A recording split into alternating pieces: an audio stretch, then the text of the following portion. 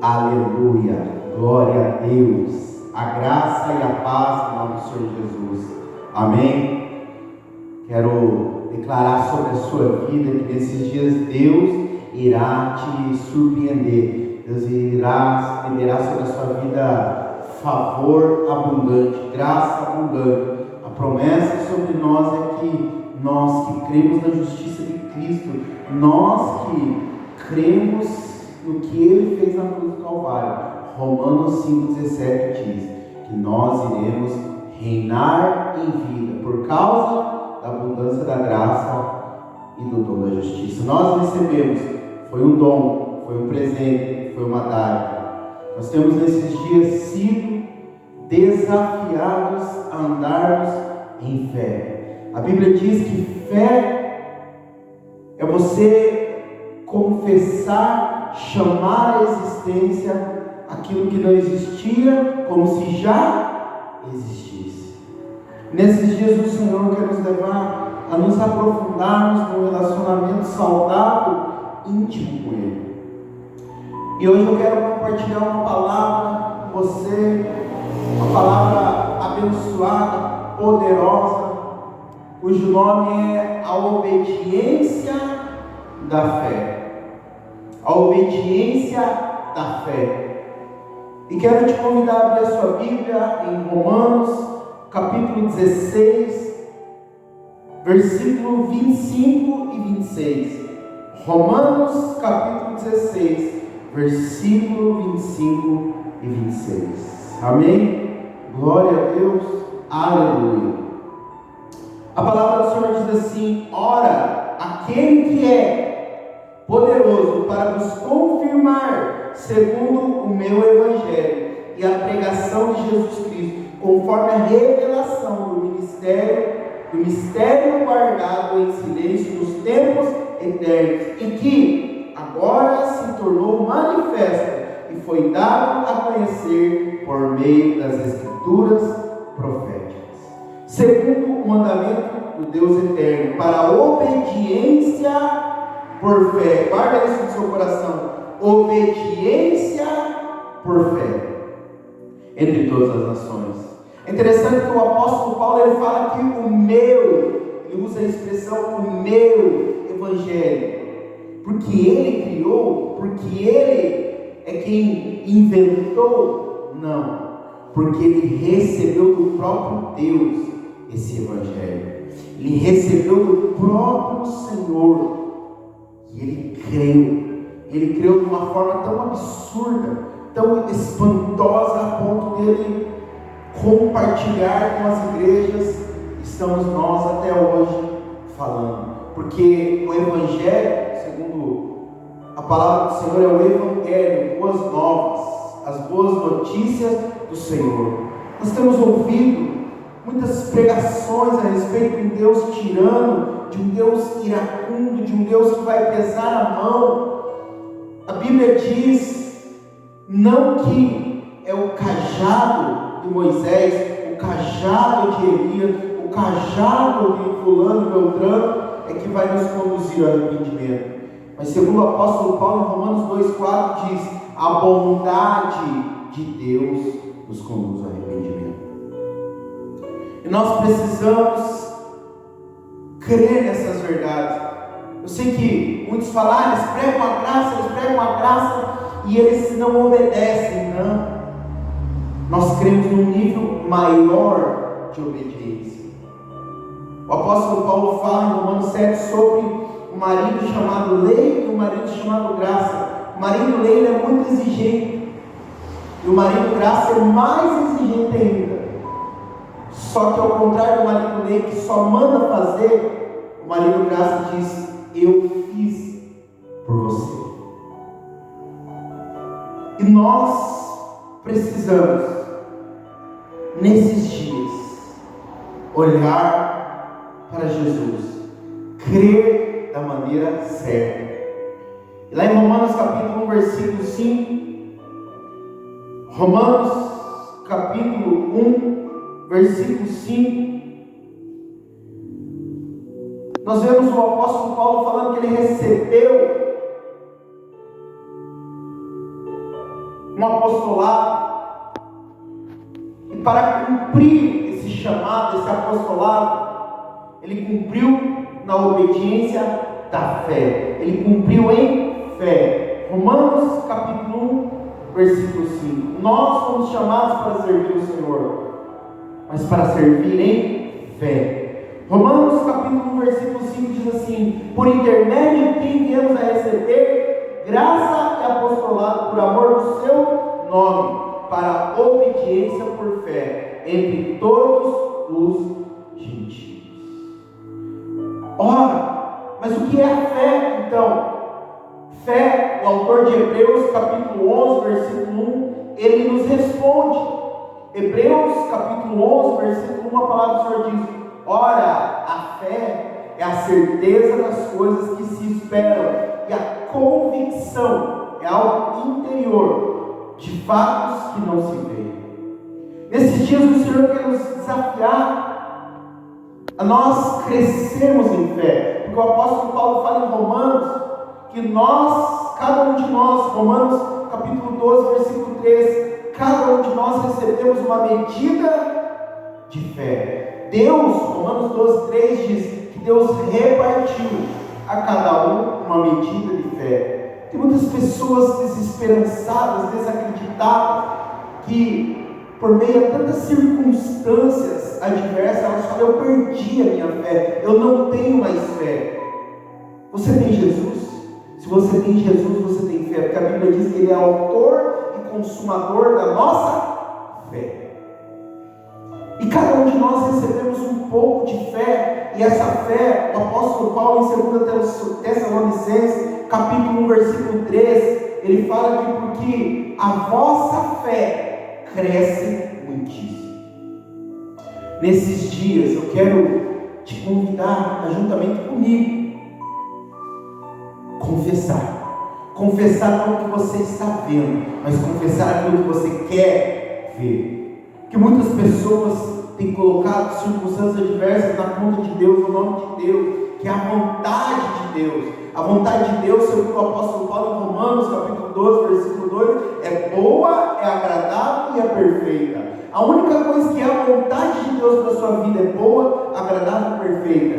E além disso, a vontade de Deus não é te ver sofrendo, te ver angustiado, te ver aflito, te ver ansioso. A vontade de Deus é se relacionar com você, porque o seu relacionamento de intimidade com Deus, nosso Pai, Ele vai te levar a crescer em fé. Como diz o apóstolo Paulo em Romanos 12, 3, você recebeu uma porção de fé. Mas quando você começa a se relacionar com Deus, você agora tem a sua fé crescendo, segundo o apóstolo Paulo, muitíssimo. Eu quero compartilhar com você alguns princípios rapidamente sobre a obediência da fé. Nós obedecemos sim, mas de um nível superior. O apóstolo Paulo, em 2 Coríntios capítulo 4, versículo 3, ele fala assim: e temos, portanto, o mesmo espírito de fé, como está escrito: por isso falei, nós cremos também, por isso é que falamos. Nesses dias de crise, dificuldades, situações, muitas adversidades, comece a falar, porque confessar é possuir. Josué e Caleb, num dado momento, quando todo mundo estava com medo, circunstâncias adversas, que eles falaram: eia, subamos e possuamos. Eles tiveram uma convicção daquilo que eles não estavam vendo ainda, mas eles criam num Deus que chama a existência aquilo que não existe, como se já existisse. É no seu casamento, chame a existência como já existisse. É o seu relacionamento familiar, chame a existência como já existisse. É uma cura, chame a existência como já existisse. É uma situação financeira, chame a existência como já existisse.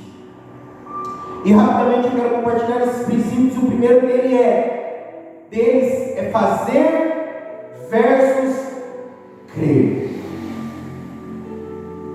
Na lei, nós somos desafiados desafiados a sair fazendo um monte de coisa, como Marta, queria fazer. E Maria não, ela queria receber, crer. Na lei, você tem que fazer coisas boas, certas, corretas para receber bênçãos. E se fizer errado, você não merece. Mas na graça não, você precisa crer, se apropriar e receber. Qual é mais glorioso? O fazer ou crer? Você sabe que a lei e a graça, elas são o oposto uma da outra. Elas são algo que é antagônico, o oposto, o contrário. Lei está desse lado, a graça é completamente do outro lado. São opostos um do outro. E eu quero te convidar a ler sua Bíblia em Romanos capítulo 10, versículo 4 ao 6, diz assim: porque o fim da lei é Cristo para a justiça de todo aquele que crê. Ora, Moisés escreveu que o homem que praticar a justiça decorrente da lei viverá por ela, mas a justiça decorrente da fé, assim viverá. Há dois tipos de justiça: a justiça decorrida da lei e a justiça decorrida da fé. O cristianismo é uma questão de nós crermos corretamente. Você sabe bem como eu, que no Antigo Testamento, o povo de Israel, a nação de Israel, tinha um representante. A nação podia falhar, podia errar, podia desobedecer, mas o seu representante, que era o sacerdote, ele precisava ser santo, precisava ser justo. E no Novo Testamento, nós cremos que nós temos que ter e temos um representante. Só que na lei eu tenho que fazer tudo certinho para ser abençoado. Na graça não, eu continuo tendo um sacerdote, mas que ele já fez tudo certinho. No Antigo Testamento, se o povo fosse mau, mas o sacerdote fosse bom, tinha que constantemente ficar oferecendo sacrifício. Agora não, o povo continua falhando, o povo continua errando, mas o sumo sacerdote, que é Jesus, ele ofereceu um sacrifício eterno. Ele ofereceu uma oferta dele mesmo para o próprio Deus. E esse sacerdote, ele já é santo, ele já é justo. E ele já nos santificou e ele também nos justificou. 2 Coríntios capítulo 5, versículo 21 diz que aquele que não conheceu o pecado, Deus o fez pecado para que eu e você nos tornássemos justos. Nós somos a justiça de Deus. Deus, se ele visse que o sacerdote era bom, ele abençoava através do sacerdote aquele povo. Será que Cristo é bom? Será que Cristo é perfeito? Então Deus olha a ele. E se Deus olha a ele, Deus olha a nós. Porque através dele, nós somos abençoados também. E é muito poderoso porque o que é mais fácil? Cumprir. Não é 10, você sabe que são leis, ordenanças, estatutos, são 613. 10 já é impossível cumprir. Imagine 613. Segundo o apóstolo Tiago, se tropeçar em um, tropeçou em todos. É mais fácil você cumprir os 613 ou você crer que Jesus cumpriu todos eles e desfrutar das bênçãos de Jesus, adquiridas na cruz do Calvário. Porque se você tem que merecer, todas as vezes você vai olhar para você e você vai falar: eu não mereço, eu fiz errado, agora eu vou ter que colher também. Mas quando você olha para ele, você sabe que ele nunca errou, ele sempre acertou. Você fala: se ele tem, eu também tenho. Porque essa é a nossa aliança para com o nosso Deus. Os discípulos, eles indagaram a Jesus num dado momento que Jesus falou: eu vou ao Pai. E eles falaram: Senhor, mas o Senhor faz tantas obras lindas, bonitas, o Senhor prega bem, o Senhor isso, o Senhor aquilo, como que nós vamos realizar essas obras? Que obras que nós teremos que fazer para agradar o Pai como o Senhor também agrada? E Jesus olha para eles e fala: não existem obras, existe uma obra: crer naquele que o Pai enviou. Não existem muitas coisas para você fazer, só existe uma: olhar para Jesus, crer da maneira correta. Você irá viver tendo um comportamento também correto, porque você precisa crer. Fazer versus crer. O que você quer? O que você acha melhor? Muitas pessoas têm andado cansadas, fadigadas, atribuladas, ansiosas, angustiadas, porque elas têm feito muitas coisas, e elas chegam no final do dia, o dia não é produtivo, porque elas tentaram dar o melhor, enquanto outras fazem bem menos e o resultado é bem maior. Por quê? Porque creu no Deus gracioso, bondoso, que pagou o preço pelos nossos pecados. Então eu tenho que fazer o que eu quero? Não. Você tem que andar segundo a sua nova natureza. As coisas velhas já passaram e tudo se fez novo. Eu e você precisamos crer que Deus já adquiriu e conquistou tudo. Já é uma obra pronta, consumada na cruz do Calvário, até Telestai. João 19:30, está consumado. E agora nós precisamos crer nessa verdade, nos apropriar desta verdade. Amém? Segundo ponto, sobre a obediência da fé, é que justificados pela fé sem obras. Segundo ponto, justificados pela fé sem obras. Qual o exemplo que nós vemos na Bíblia tão poderoso que nos ensina, que nos explica sobre isso? O apóstolo Paulo narra em Romanos capítulo 4, versículo 1 ao 5, sobre um homem chamado Abraão, que você sabe que é o meu e o seu pai na fé. E ele dá esse exemplo. Romanos capítulo 4, versículo 1 ao 5 diz assim: Deus, que pois diremos ter alcançado Abraão, nosso pai, segundo a carne? Porque se Abraão foi justificado por obras, tem que se gloriar, porém não diante de Deus. Pois que diz a Escritura: Abraão creu em Deus e isso lhe foi imputado para justiça. Ora, ao que trabalha, o salário não é considerado como favor, sim como dívida. Mas ao que não trabalha, porém crê naquele que justifica o ímpio, a sua fé lhe é imputada para justiça. Nós vemos aqui o exemplo do nosso pai da fé. O apóstolo Paulo fala que Abraão, ele foi justificado não porque ele era um homem obediente, fazia tudo certinho, mas porque ele creu.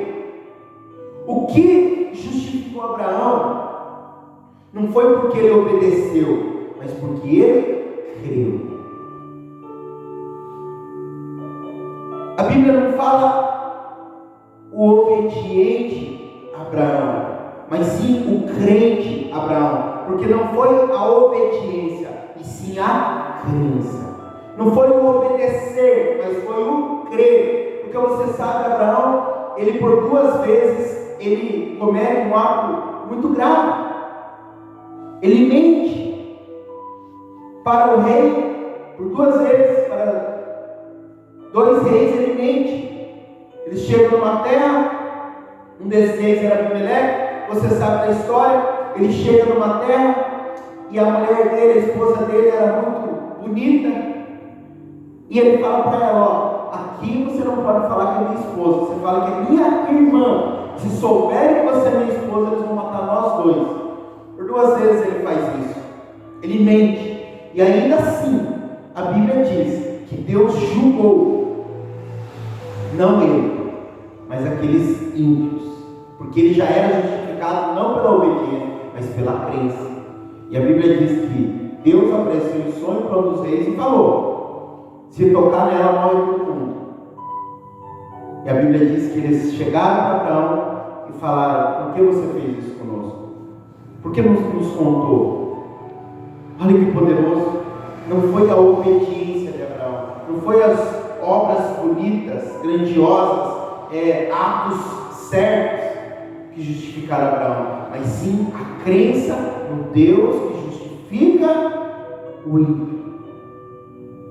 Você não precisa ser perfeito para ser aceito por Deus. Você só precisa crer que Jesus foi perfeito. E se você crê nisso, você é justificado. Glória a Deus. Aleluia. Falhas, erros, Abraão teve, nós temos e outros terão. Mas o que irá nos justificar não é a nossa obediência, e sim a nossa crença. Por isso, é muito importante você crer da maneira correta.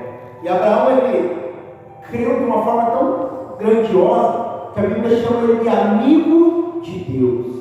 Deus, para você que crê que Jesus morreu no seu lugar, não quer só se revelar como seu pai, mas também como seu amigo. Seu pai e seu amigo. Você que tem se sentido sozinho nesses dias, Deus é o Abba Pai, mas Ele também é o seu amigo. Amigo Ele edifica, amigo Ele consola, amigo Ele conforta, amigo você pode contar. Não só segredos, mas contar com Ele. Deus é o seu Pai, é o seu amigo. E Ele não precisa da sua obediência, Ele precisa da sua crença. Glória a Deus. Um Deus que justifica o ímpio. É o terceiro ponto que eu quero falar. A fé no Deus que justifica o ímpio. Paulo usa a ilustração de um trabalhador para narrar esse exemplo para nós. Ele fala que um trabalhador que fez suas tarefas, ele recebe o salário não como favor, mas como dívida, porque ele mereceu, ele trabalhou, ele tem que receber. Diferente daquele que não trabalhou nada, mas chega na hora de receber e fala: eu também quero. Ele crê no Deus que justifica o ímpio. E é poderoso porque, irmãos, Deus, Ele falou: eu quero um trabalho realizado. E Ele colocou as exigências. Só que Ele é tão gracioso, tão amoroso, que Ele mesmo enviou o trabalhador. Um trabalhador que iria satisfazer todas as suas exigências de maneira perfeita. Quem era esse trabalhador? Seu Filho Jesus. Eu e você agora nós só precisamos crer que o trabalho que Deus queria já foi realizado. Mas quem que realizou? Seu Filho Jesus. E eu e você agora só precisamos crer e desfrutar do salário, da recompensa de um Deus que justifica o ímpio. Que como pode Deus justificar um ímpio que não merece, um ímpio que não trabalha da maneira que Deus exige dele? Só tem uma maneira: crer que alguém fez o trabalho por ele. Quem fez esse trabalho por mim e por você? Jesus. Deus é diferente dos homens. Os homens, você sabe, pessoas começam a trabalhar e aí elas fazem um nome nas costas de outros, e isso gera um maior desconforto nas empresas hoje. O cara trabalha e quem ganha a recompensa é o outro. Para os homens isso é ruim, mas Deus, a Bíblia diz que Ele trabalhou e quem recebeu a recompensa fomos nós. Deus não está preocupado em se você vai atender certinho ou não, até porque Ele sabe que você é imperfeito, eu sou imperfeito. Ele está preocupado se você vai crer que Ele enviou o Filho dele, o trabalhador perfeito, para trabalhar por mim e por você. Que se você crer, você recebe o salário. Não porque você mereceu, não porque você trabalhou, mas porque você creu em Jesus que trabalhou por você. Você é aquele que não trabalhou, mas chega na hora de receber e fala: eu quero o meu salário. Mas como que você quer o seu salário? Se você não trabalhou, você não tem salário. Eu não trabalhei, mas Jesus trabalhou. Eu quero. Porque Jesus trabalhou e Ele fez o serviço completo na cruz do Calvário. Nós recebemos esse salário. Agora, todos os dias que eu me achego a Deus, eu falo: Senhor, eu quero a recompensa. Deus olha: você quer, mas você não trabalhou? Eu não, mas Jesus trabalhou. Ele fala: então, certa a resposta. Aleluia. Você creu certo, você vai receber. E é poderoso porque que tipo de fé nos faz ser justos diante de Deus? É a fé no Filho que fez todo o trabalho para que eu e você recebêssemos a recompensa. E porque você crê que Deus justifica, não quem se esforçou para fazer certinho, não quem se esforçou para dar o seu melhor, mas crê que Jesus fez tudo certo, você recebe. Por que muitas pessoas não têm desfrutado do melhor de Deus, da graça, do favor de Deus, da maneira que Deus quer, a vontade dele que é boa, agradável e perfeita? Porque muitos têm tido uma fé equivocada. Eles tentam fazer, e quando eles veem que eles não conseguem, eles também falam: Deus não vai me dar, porque eu não consigo. Eles têm uma fé equivocada, porque a fé deles é baseada na obediência deles, é baseada na tentativa de acertar deles, e não baseada na obra consumada de Jesus Cristo. Tem muitas pessoas tentando ofertar, dizimar para receber bênção, tentando parar com devidos pecados para receber bênção, tentando servir a Deus. Para de tentar ser quem você já é. Você oferta, você dizima, você serve a Deus, não porque você quer agradar a Deus, mas porque você crê que Jesus já agradou e te escolheu para viver nele essa recompensa. Então, em gratidão, com alegria, você oferta, você dizima, você crê que já venceu o pecado, você serve a Deus, você lidera, você faz muitas coisas. Não para tentar receber uma recompensa, mas porque você crê que Jesus já fez tudo e agora você só está nele recebendo essa recompensa. E é poderoso porque em qual base então Deus justifica o ímpio? Na base das suas obras? Na base dos seus bons trabalhos? Na base de tentar orar, tentar jejuar, tentar servir na igreja, tentar? Ou na base de crer de que Jesus já fez e agora nele nós fazemos? Porque nós não temos que fazer para ser salvos, nós temos que crer que fomos salvos, e porque cremos que fazemos agora parte da família de Deus, que nós fazemos nele. Efésios capítulo 2, versículo 10 diz isso. E o último princípio que eu quero compartilhar com você é fazer versus falar. Esses princípios, dois específicos do fazer versus crer e fazer versus falar, você vai encontrar ele constantemente, a todo momento no Novo Testamento. Porque há poder quando você declara, quando você confessa. Provérbios 8:21 diz que a vida e a morte estão no poder da língua. Você comerá dos frutos das suas palavras. Nós precisamos crer na obra consumada. Eu já sou abençoado, eu já tenho um casamento abençoado, eu já tenho uma família abençoada, eu já tenho uma família nos caminhos do Senhor, eu já tenho recurso, eu já tenho isso, eu já recebi aquilo. É falar, é chamar à existência aquilo que não existe como se já existisse. Gálatas capítulo 3, versículo 11 e 12. Gálatas 3, 11 e 12. A palavra do Senhor diz assim: e é evidente que pela lei ninguém é justificado diante de Deus, porque o justo viverá pela fé. Ora, a lei não procede de fé, mas aquele que observar, ou obedecer, ou praticar os seus preceitos, por eles também viverá. O texto diz claramente que o princípio da lei é fazer. A lei não é pela fé, a lei se opõe à fé. Porque a fé é você crer e confessar. E o texto diz claramente que nós precisamos ter uma atitude diferente de falar. Falar é não o que nós fizemos, fazemos ou iremos fazer, se conseguimos ou não conseguimos, mas falar o que Cristo já fez e já realizou na cruz do Calvário.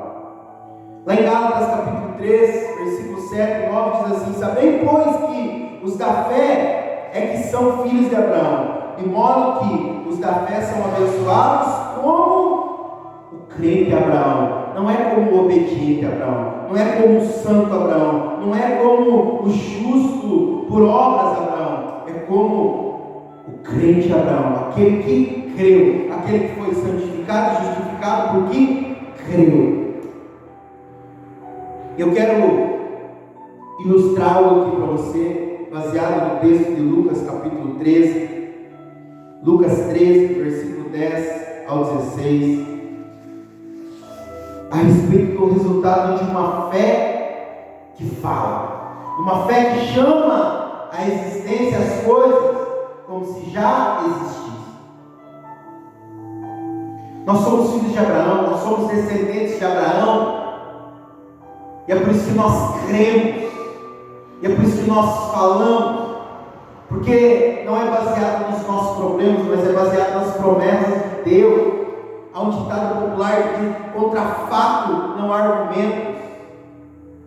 Nós não vivemos de fatos, nós vivemos da palavra do Senhor, das promessas do Senhor, que em alguns momentos, alguns fatos se encontram contra a verdade da palavra do Senhor. Por exemplo, uma mulher que é estéril, que não pode ter filho, os fatos, os resultados dos exames dizem que ela não poderá ter filhos, mas a verdade é que Deus diz que Ele faz da estéril uma mulher fértil. Ele fez de Sara uma estéril uma mulher fértil. Ele fez de Rebeca uma mulher estéril uma mulher fértil. Ele fez de Raquel uma mulher estéril uma mulher fértil. Ele fez de Ana, mãe de Samuel. Os fatos diziam que essas mulheres não poderiam gerar filhos, mas a verdade, Deus diz que Ele poderia dar o que dinheiro nenhum, que medicina nenhum, que remédio nenhum poderia dar, porque Ele é o Deus que faz existir aquilo que ainda não existe. E lá em Lucas 13 diz assim, 10 ao 16: ora, ensinava Jesus no sábado numa das sinagogas, e veio ali uma mulher possessa de um espírito de enfermidade. Havia já 18 anos, andava ela encurvada, sem de modo algum poder endireitar-se. Vendo a Jesus, chamou-a e disse: mulher, estás livre da tua enfermidade. E impondo-lhe as mãos, ela imediatamente se endireitou e dava glória a Deus. O chefe da sinagoga, indignado de ver que Jesus curava no sábado, disse à multidão: 6 dias há em que se deve trabalhar. Vinde, pois, nesses dias para seres curados, e não no sábado. Disse-lhe, porém, o Senhor: hipócritas, cada um de vós não desprende da manjedoura no sábado o seu boi ou o seu jumento para levá-lo a beber? Por que motivo não se devia livrar deste cativeiro em dia de sábado esta filha de Abraão, a quem Satanás trazia presa há 18 anos? Veja, essa mulher, a partir do momento que ela creu em Jesus, o próprio Jesus fala: essa filha de Abraão. Não é essa obediente, não é essa mulher certinha, não é essa mulher coitadinha, não é essa mulher que tentou